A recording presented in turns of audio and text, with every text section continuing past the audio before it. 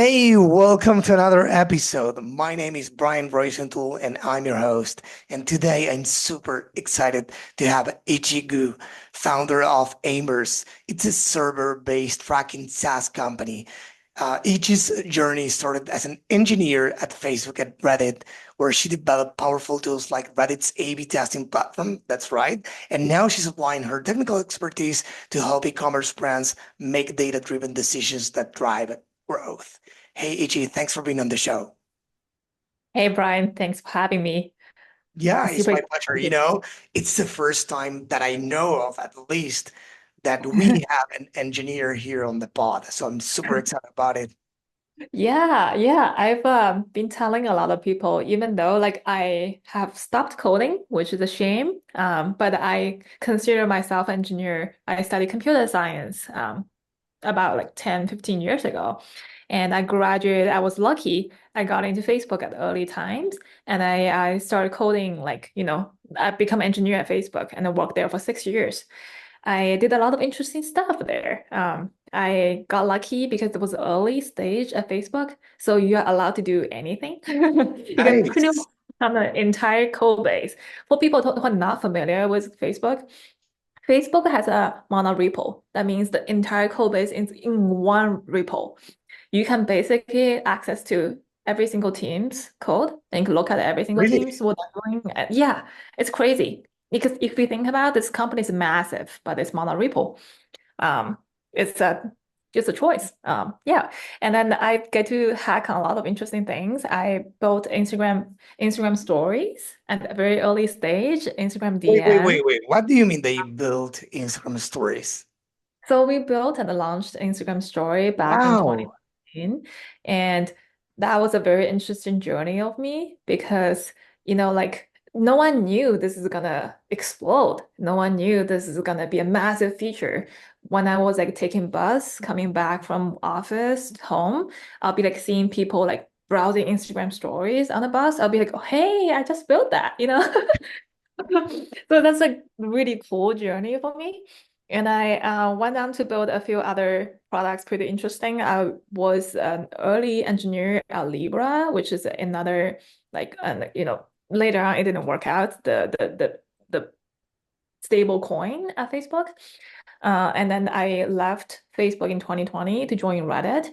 I led and built a whole A/B test platform team. And I stayed there for 3 years. And now I'm starting my own company, Aimerce.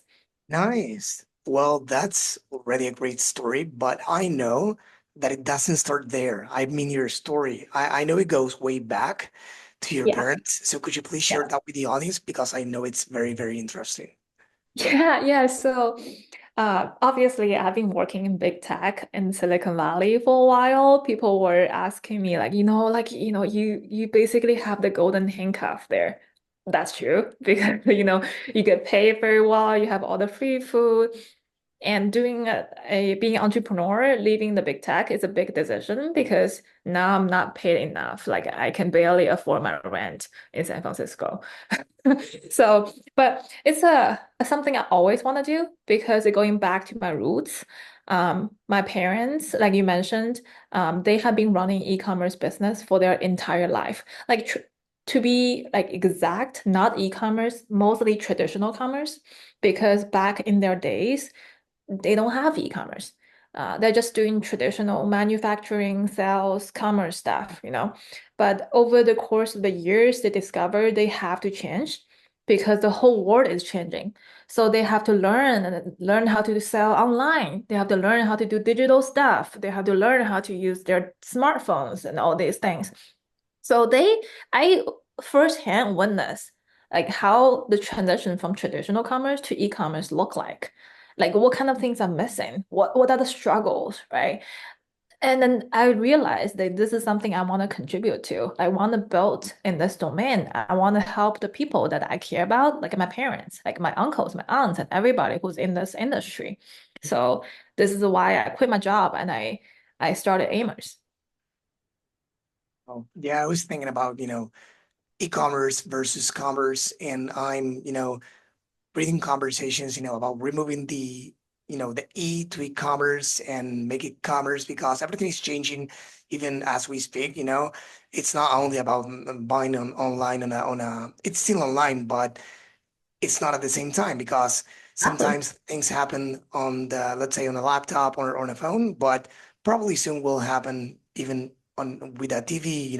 Some people say, and maybe you have information as an engineer, I don't know, but some people say that I was listening, I think, to the Awesome Pod by, four people, Jimmy Kimmett, Lane, Joe Roman, Brian McDonald, and Aimer. Please, sorry, Aimer, I don't remember the last name, but he's amazing from Prala. Mhm. And basically, what they say is that the in a few years from now, we don't know how many, of course, but they Mhm. predict that why not, people will be watching a TV show on Netflix or any other streaming platform and say, "Oh, I love that T-shirt. I want to buy it."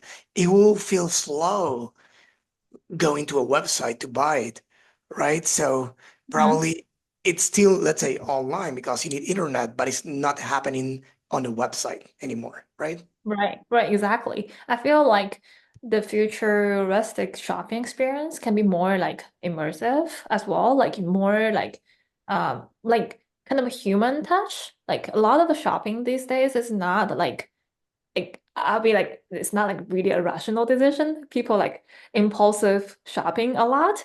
It's mostly like emotional connection. Like you Yes. feel connected to this product. You feel like this product has been emphasizing a pain point of you, and that's why that you make that purchase decision. Like obviously, I'm not talking about necessities. Like you have to buy toiletries, but like outside of that, like a lot of the shopping experience is an emotional journey. So like how do you empathize people with people? How do you like know the people a little bit more? And how do you provide a better like emotional, like satisfying experience for people is important. Um, yeah. Exactly.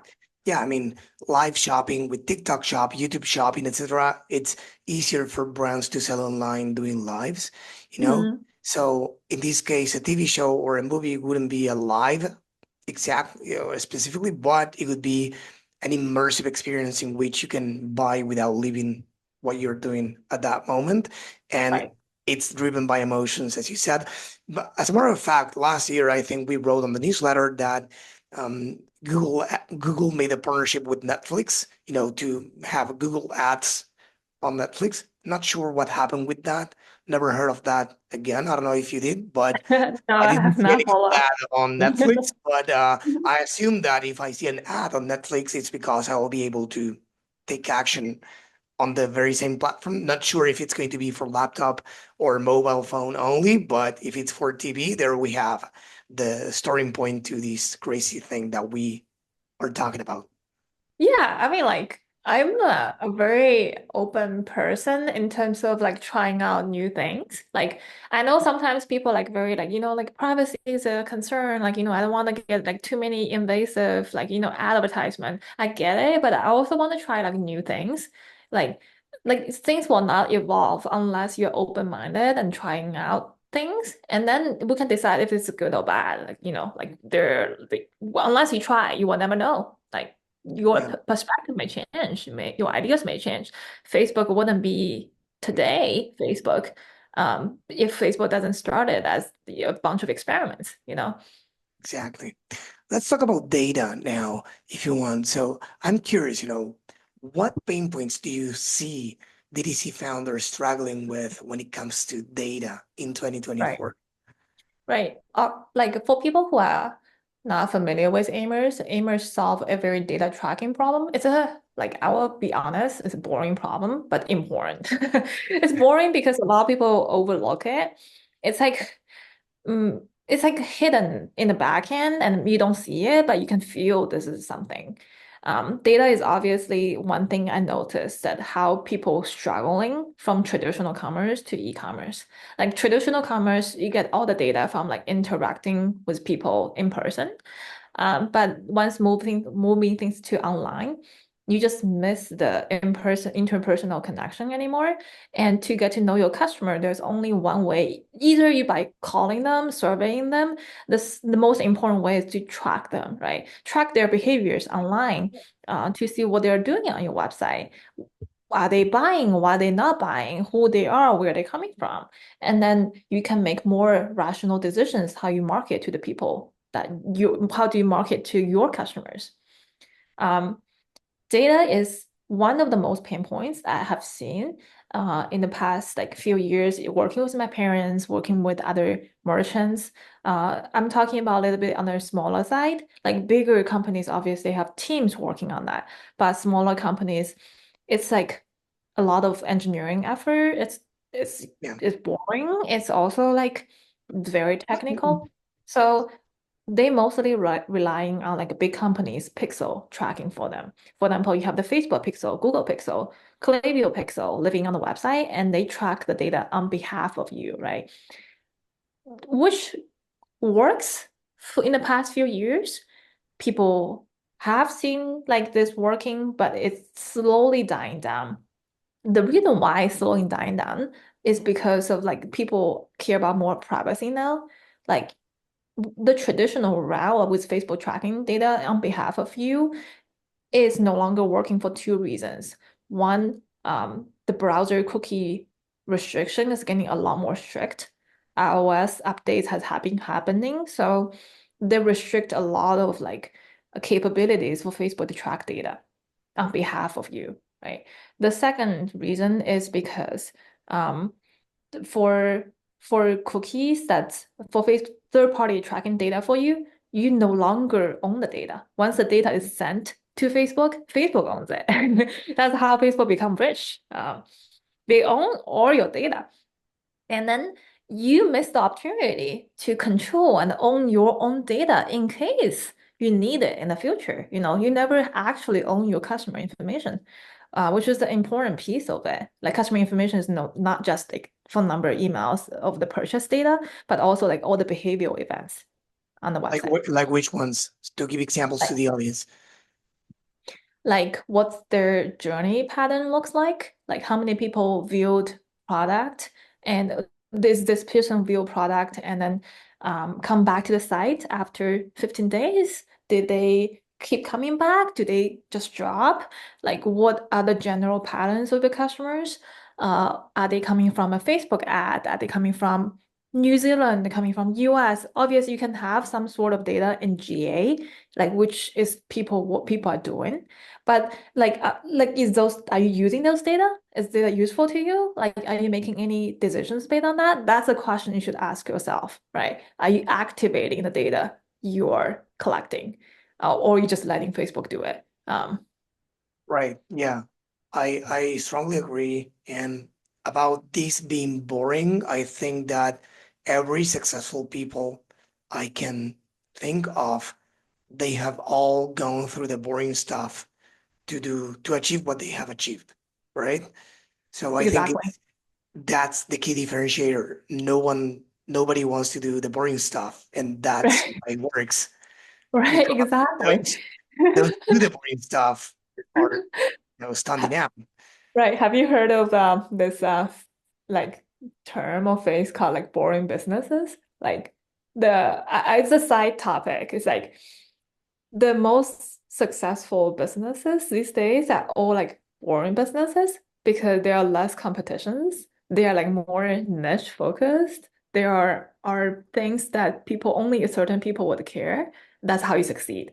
Um, like just a side note. No, Um, but I totally agree, and I think that this is an era, I don't know your thoughts about this, in which, and I've been discussing this at length, posting about it, writing about it on the newsletter, the podcast, master classes in front of, e-commerce communities. And I think that brands need to go back to the basics to be able to succeed.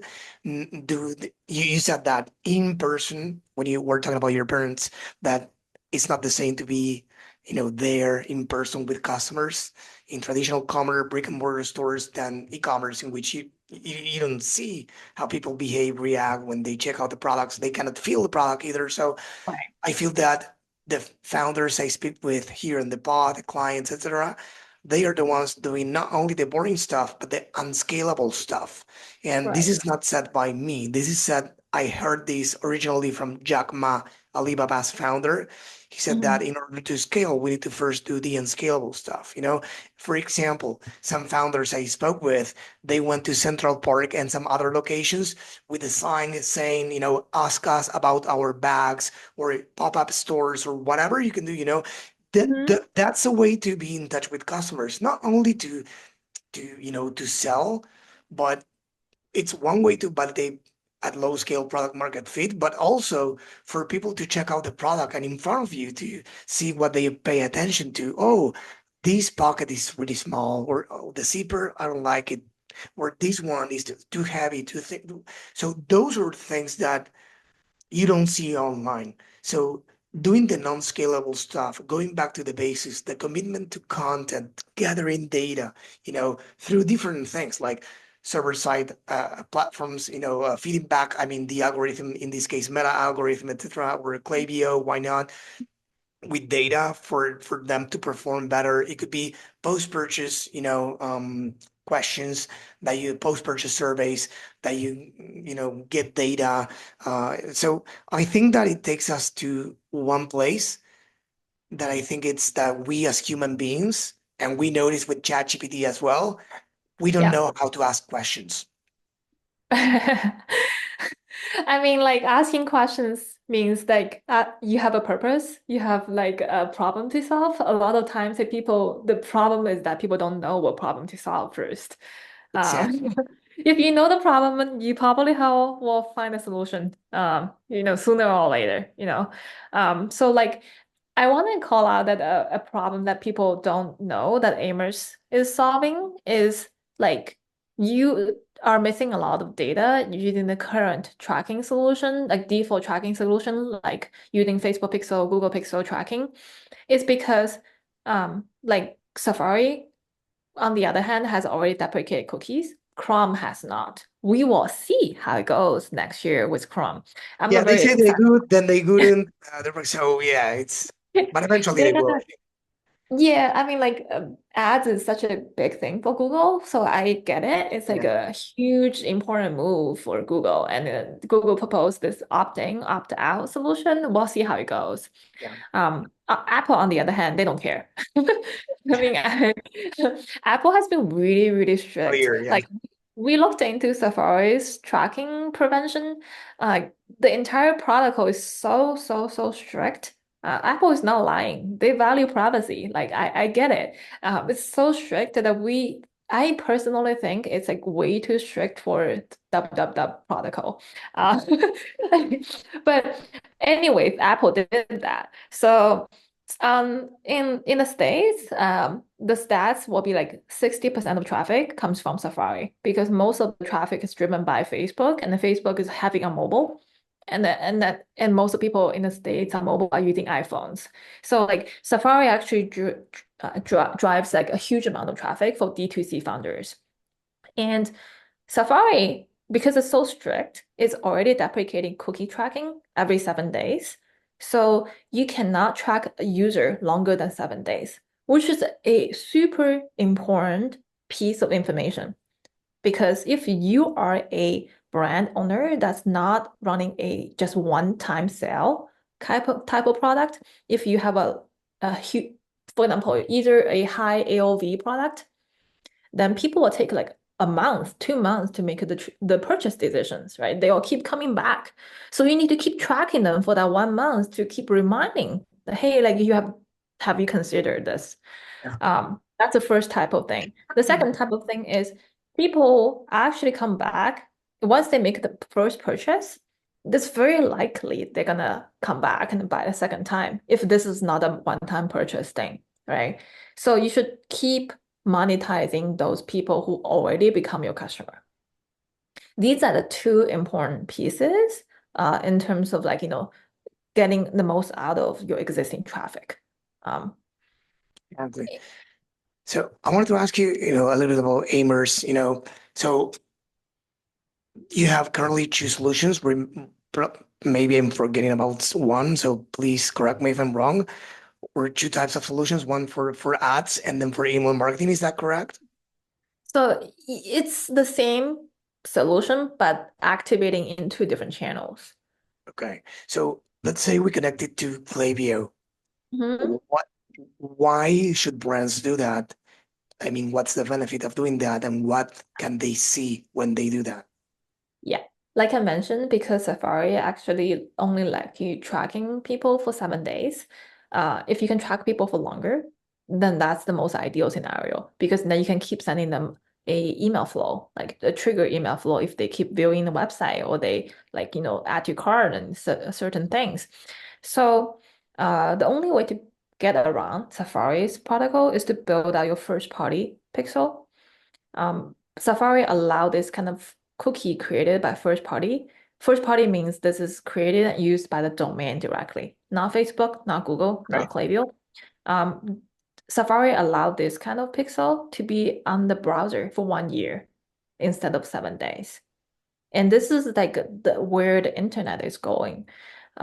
They want you as a domain owner to collect data, not the third-party data to collect data, which traditionally Facebook has done that for you. Right. Klaviyo has done that for you. So like the brand owner should be really thinking about like how they can be take the full control over the data they own. So we built out a first-party pixel which can be owned by the domain directly and that can live on Safari browser for longer. And because of that, we can send more like tracking events, like for example, add to cart, checkout started events to Klaviyo, to Meta as well. Klaviyo wise, you can send out like 10 to 40% more email flows just by having more events and you Okay. track them for longer. Yeah. Nice. And what about for ads? Meta is a little bit different. Like I mentioned, I used to work at Facebook.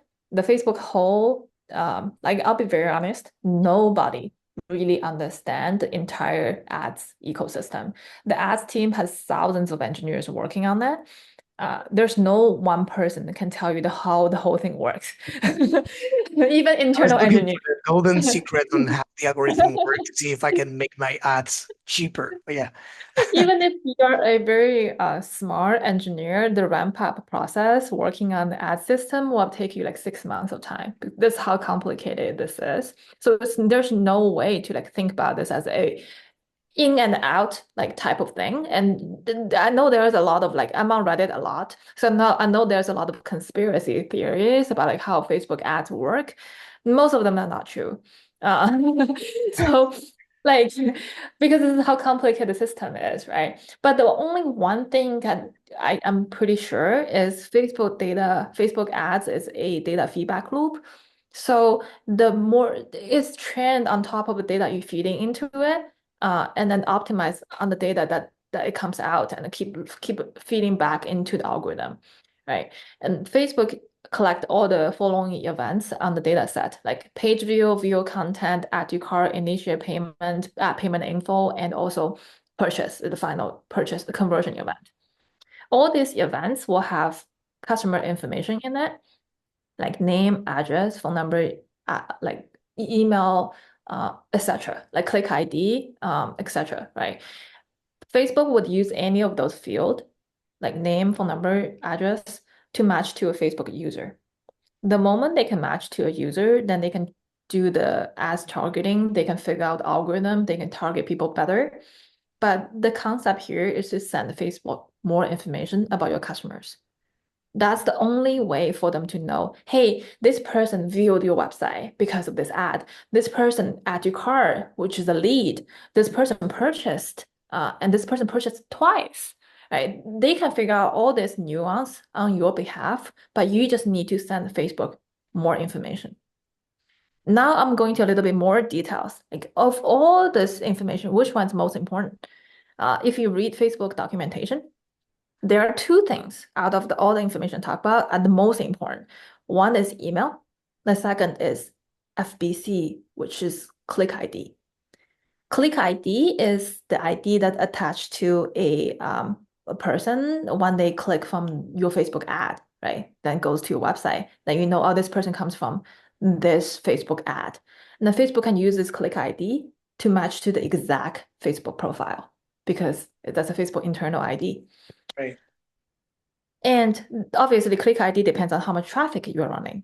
on Facebook, like how much money you're running on Facebook, and then you can get more click ID based on how many ads you're running.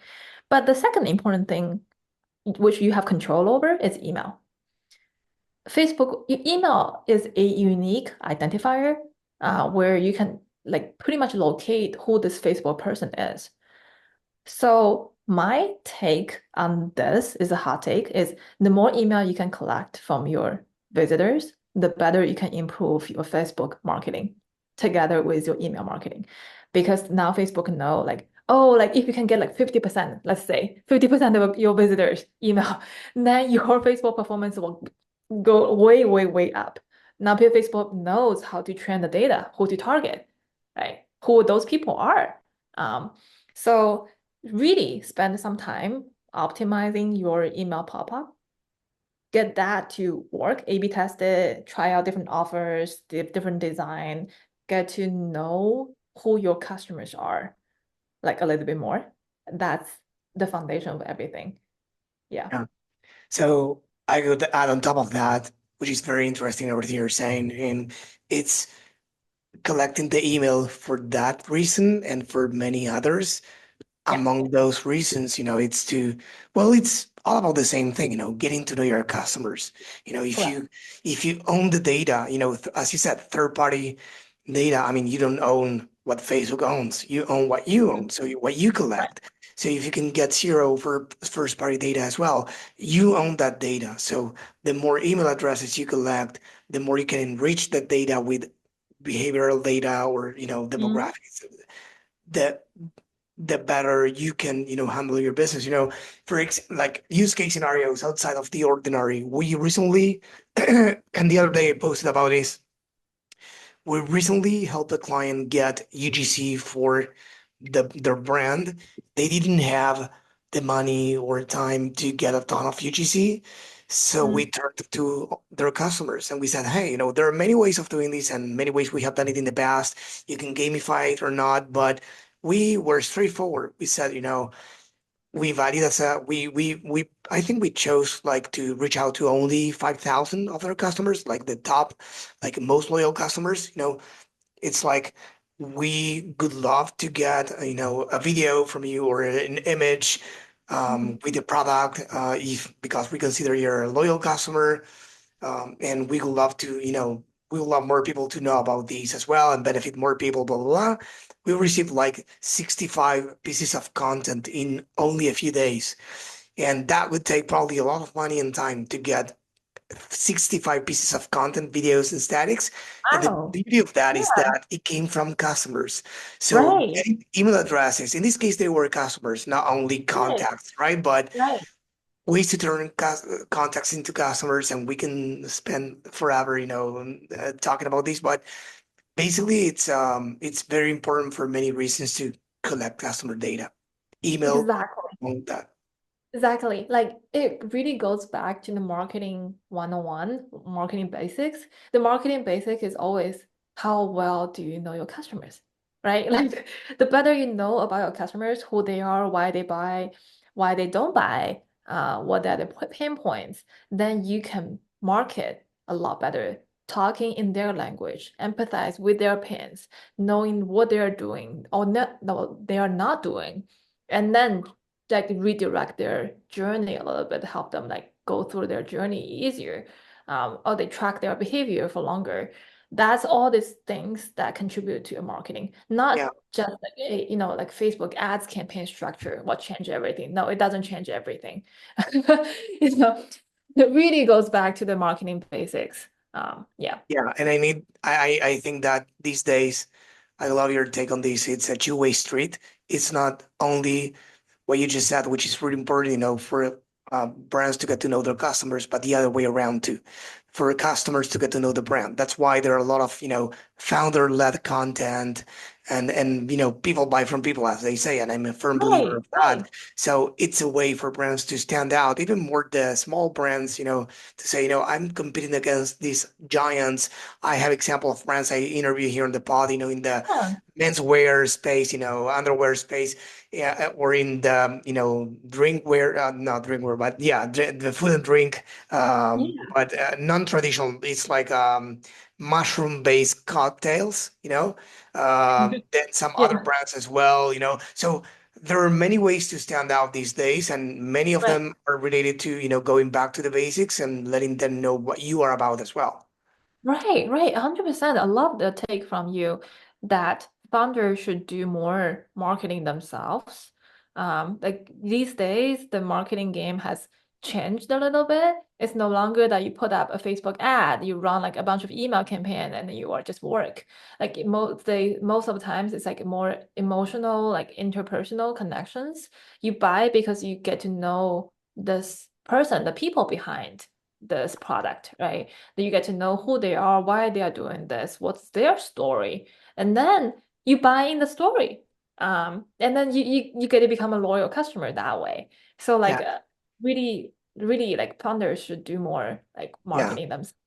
Um, It's always, I would say, about the transformation story, right? And people right. buy out of emotions and then they justify it with logic, as people say. And I believe that's true.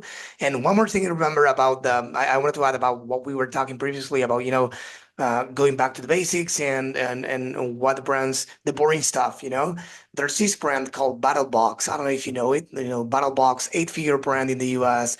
They sell, adventure stuff. They recently held the battle games.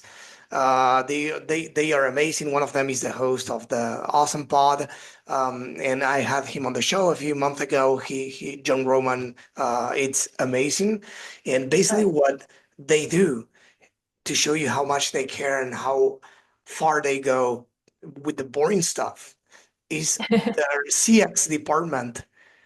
Among other things they do for customers, they call customers who didn't buy again in the last, I think it was 90 days or so. They call them Oh eight-figure yeah. company. They call the customers that didn't buy again, to ask them why, some of them, of course, they generate purchases, but to get Right. information from them, they Right. also send them gifts and were there for them in tough times, so they have many stories about that, but it's about that. And some others do it through communities, they want to they want their customers to be the star and say, hey, what product would you like us to launch next? And they give them options, or sometimes it's like free, and they Right. vote and then they Right. launch. uh, Right. Companies like Upbeat, but Frostbody, like this is amazing. Like, I don't know if you know about the company called Frostbody.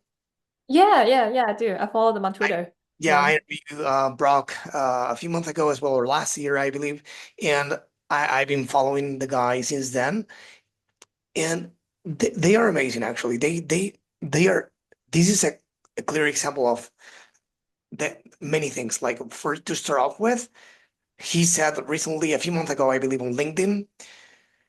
Every day I wake up thinking about what activity will be the highest lever for my business, and he found that TikTok, like creating TikToks as a founder, is no longer being behind a desk giving orders. He's an influencer. So he created a ton of content, eight-figure company, 20-ish, I think 24, 25 years old. And he's all day long, or probably a lot of hours during the week, creating TikToks. That's one thing. Mm, The other, asking the community what they want. And they sell, these glasses you guys use in the US. We don't here in Argentina, but these huge glasses with a straw, right. not glasses, but the cups. I don't know how you call it. Um, Any carbs or something? No, yeah, no. like the big, like the Stanley style, Yeah, with the straw. Well, yeah. the guy in the handle added a place to put a chapstick. Huh. Totally unrelated. I mean, I could have never thought of that, and he never thought of that as a founder, but people started voting that. So he said, let's do it. And it's not an easy thing to do. It's not a sticker on top of the product. It's like something they need to manufacture, study, blah, blah. Right. And they released that. And it's selling like crazy as far as I know, or he said. So you get breakthroughs like those, things that Right. probably totally unrelated in logic, Right. in Right. theory, and then in Right. practice, you get the Right. best. products from customers. Hey, I love how you said about those stories. Like really, like customer, getting to know your customer either digitally, like getting the data out of them or like talking to them is Yeah. the asset, is a treasure. It's like how you can take your business to like next level because those people, the people that are paying you, those people are the people that who like keep the business alive, not the Facebook ads campaign structures. No, the data we need to collect because we lost a lot of data after iOS 14, of course, and we felt that as marketers. I remember to this day when they released that. I'm in touch, with John Loomer, the Meta Ads. Right. I don't want to say guru because it's not a nice word to say, but I mean it in the good way. I learned from him in 2011, and I had the amazing opportunity to interview him twice and stay in touch offline as well with the guy. He's amazing. And when I saw he was worried about this, I was like, what the heck? Because there were many things going on back in the day, many back Mhm. and forth with different things that I don't recall right now. And were like, oh, will this replace us or will this hurt performance? And then this happened. And I noticed instantly most of these big guys were like, this is not just any other thing. Like Dipesh Mandalia, John Loomer, and some other guys. Like, this is like, this is, this will be huge. And Mhm. I truly believe that these things that, like the ones you do with Aimerce, are really, really important to help us marketers get Mhm. back some of that data Right. to Right. improve our efforts. So I truly do.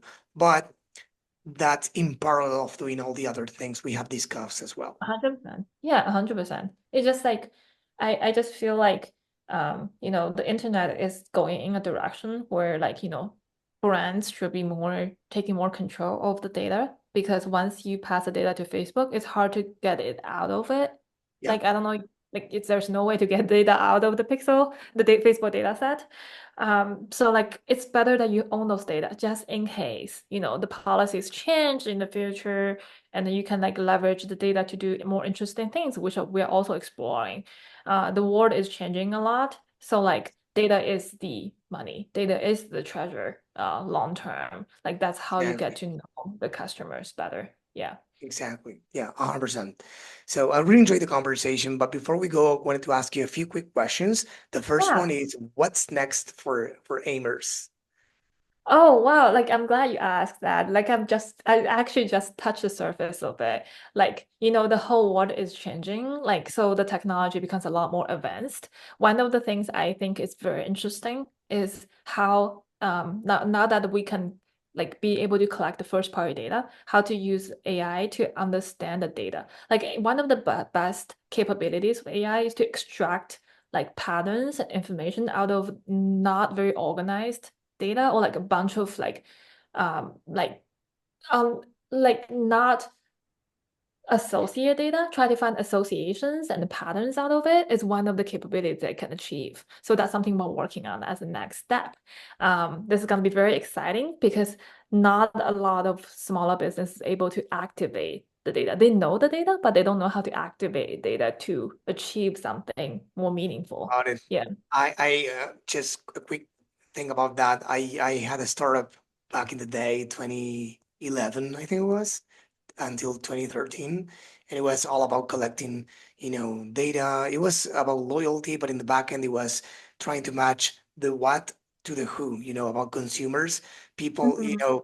I don't know, companies like Walmart or brick and mortar stores knew what people bought, but not who bought it and the customer profile. So we developed a software like that back in the day. So we were very early in an era of Groupon. So we were in the opposite direction. Groupon was all about do an aggressive discount, screw profitability or anything like that, because people will come back. And most brands I know, people never came back. All they wanted was a discount, and they did a 70, 90% discount. And yeah, it was a different thing. But the most important thing was, oh, I lost a thread. What was he saying? I wanted to, what did you say? The last thing about About the, um I lost why no, you it's mentioned okay. this. Yeah. We're trying to extract patterns and Yeah, behavior. yeah, exactly. So I don't recall if this is the original thing I wanted to say, but yeah, we were trying to extract, the who with the what and predict future purchases. But yeah, probably I lost it in the middle, but no worries, no worries. So No worries at all. I wanted to ask you one more thing before we go. Yeah. Usually I ask this offline before recording, but in this case I forgot, so don't kill me. It's super simple. Anyways, it's I love in this case for you if you have any to think of if you have a favorite book. Or it could be a person to give a shout out to. If it's a book, we add the book to a list of books mentioned here on the pod every single year. If it's a person, is someone you admire, former boss, mentor, etc. Yeah, I do. So one book that really changed how I think is called Connect. It's from a Stanford professor. I'm from a very traditional Asian family where we really talk about emotions. Like I know like emotion, like Asian people are very like a little bit more conservative in terms like especially my parents' generation. One thing I learned from this book is, being able to identify how you feel and what you feel and talk about them explicitly.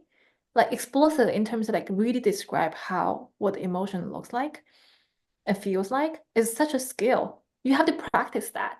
This book teaches you how to practice expressing your emotion in a very explicit way. So people nearby you, people work with you, people who report to you, your families can understand you better. Like a lot of people talk about, no one understands me.